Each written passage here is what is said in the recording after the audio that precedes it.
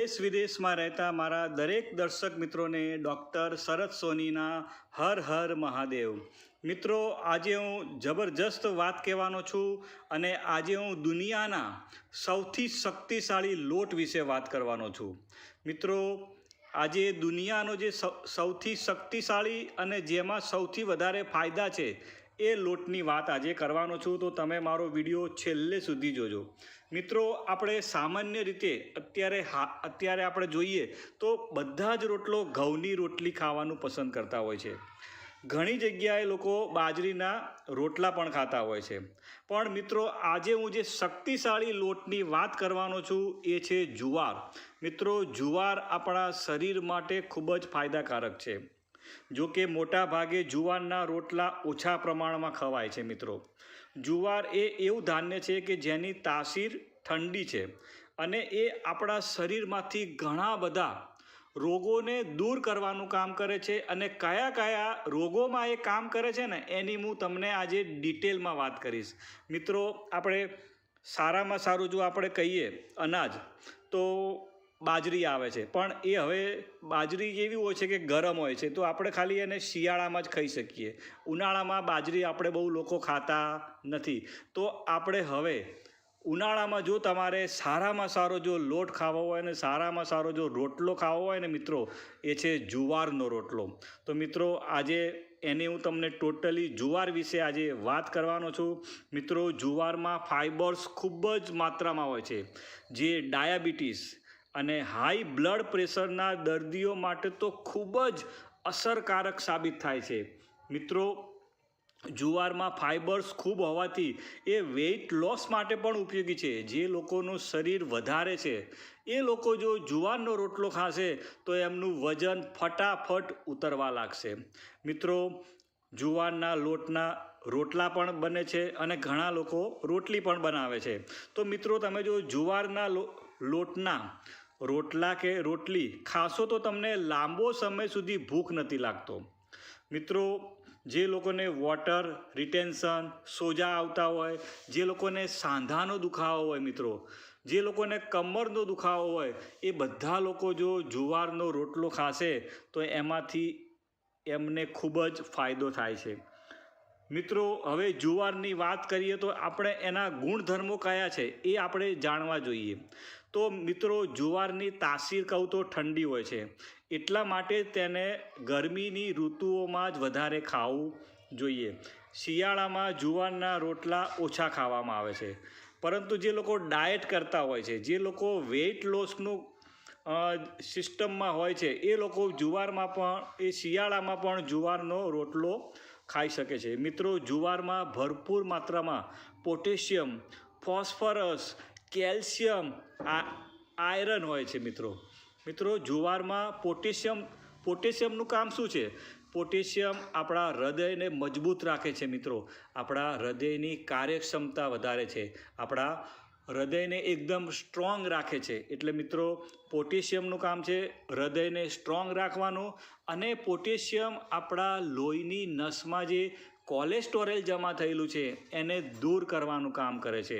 એટલે જો જુવાર ખાવામાં આવે ને તો એનાથી હાર્ટ એટેકના પ્રોબ્લેમથી બચી શકાય છે. મિત્રો, બીજું અંદર ફોસ્ફરસ હોય છે અને ત્રીજું કેલ્શિયમ તમને ખબર જ હોય છે. કેલ્શિયમ આપણા હાડકાને મજબૂત બનાવે છે, આપણા હાડકાને સ્ટ્રોંગ બનાવે છે. જે લોકોને સાંધાનો દુખાવો હોય, જે લોકોને હાડકાનો દુખાવો હોય, જે લોકોને વારંવાર થાક લાગતો હોય, થોડું કામ કરે અને થાકી જતા હોય, એ બધા લોકો માટે કેલ્શિયમ જુવારમાં ભરપૂર માત્રામાં હોય છે.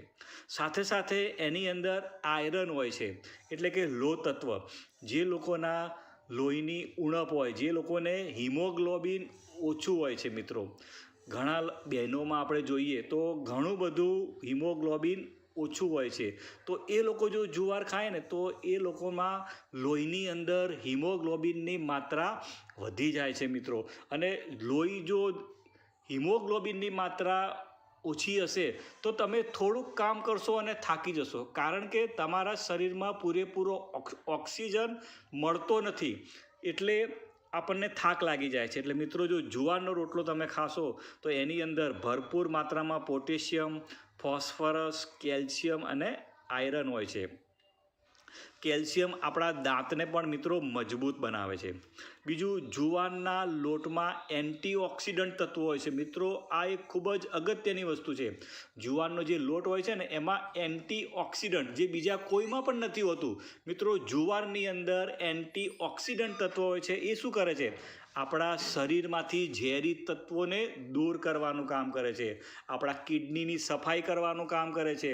આપણા લીવરને ચોખ્ખું કરવાનું કામ કરે છે. આપણું લીવર શું કરે છે? આપણા શરીરમાં જે ઝેરી તત્વો હોય ને એ બધા લીવર પોતે સંગ્રહ કરે છે. અને એ જે સંગ્રહેલા ઝેરી તત્વોને દૂર કરવાનું કામ કોણ કરે?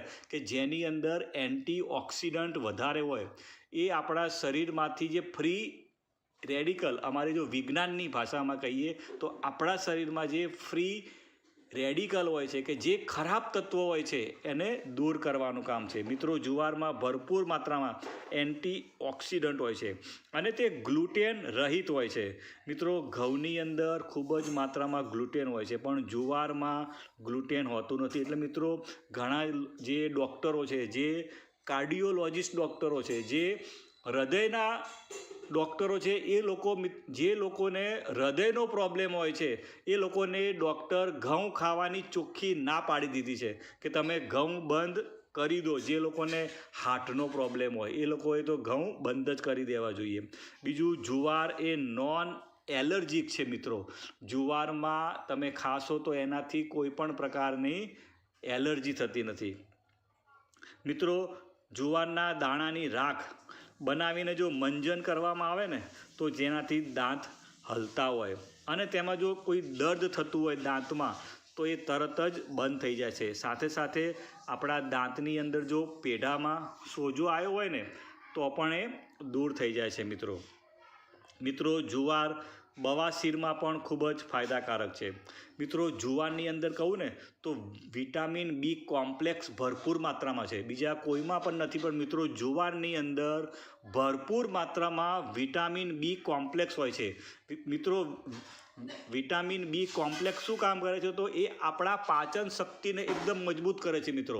મિત્રો આપણા પાચન શક્તિને એકદમ મજબૂત કરવા માટે વિટામિન બી કોમ્પ્લેક્સની જરૂર હોય છે. એટલે મિત્રો જુવારમાં ભરપૂર માત્રામાં વિટામિન બી કોમ્પ્લેક્સ.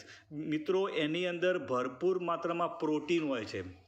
મિત્રો પ્રોટીનનું કામ શું છે? આપણા શરીરમાં જે બહેનો હોય, ભાઈઓ હોય, જે લોકોને હેર લોસ થતા હોય છે, જે લોકોને વાળ ખરતા હોય છે, એ લોકો જો ખાય તો વાળ ખરવાનું બંધ થઈ જાય. આપણા સ્કિનની કરચલીઓ દૂર કરવાનું કામ કરે છે. એટલે મિત્રો જુવારની અંદર આટલા બધા ભરપૂર માત્રામાં તત્વો હોય છે. તો મિત્રો તમે જુવારના રોટલા કે રોટલી ખાવાનું ચાલુ કરી દો. અને છેલ્લે હું તમને કહું, જુવારમાં એક અભ્યાસ પ્રમાણે ખાસ પ્રકારના કેન્સરના ખતરા સામે લડવામાં મદદરૂપ થાય છે. મિત્રો સંશોધનોએ સાબિત કર્યું છે કે જુવાર ખાસ પ્રકારના કેન્સર સામે પણ લડવામાં મદદરૂપ છે. મિત્રો આટલા બધા ફાયદા જુવારના છે.